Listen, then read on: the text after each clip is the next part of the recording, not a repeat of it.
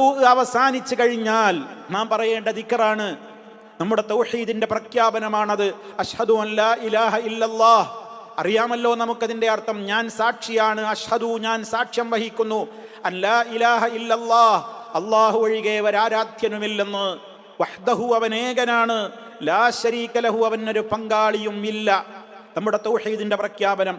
വഅഷ്ഹദു, ഞാൻ സാക്ഷ്യം വഹിക്കുകയും ചെയ്യുന്നു.